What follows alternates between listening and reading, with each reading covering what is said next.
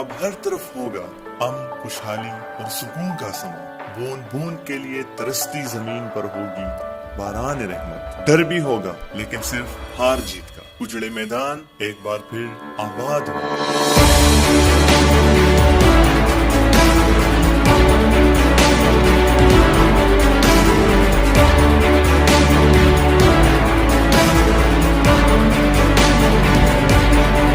Tournament के लिए frontier core south ने जितनी ताउन हमारे साथ किया है उनका शुमार तो मैं नहीं कर सकता। जो टूर्नामेंट है ये हमारे इलाके की अमन की निशानदेही है। पहले भी हमारे साथ फ्रंटियर साउथ ने बहुत सी कुर्बानियाँ किया है। फ्रंटियर कोर साउथ के शुक्रगुजार है।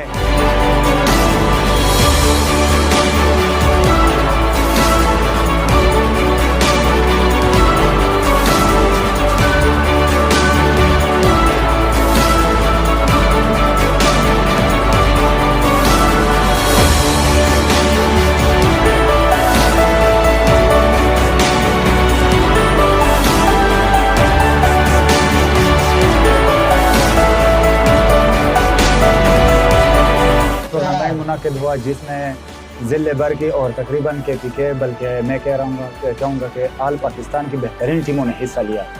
यहाँ के लोगों की और यहाँ की एफसी की जो टीमें आई थी उसने हमें भरपूर सपोर्ट किया। पहले यहाँ अमन और अमान की इतनी सूरत हाल अच्छी नहीं थी जिस तरह अब है।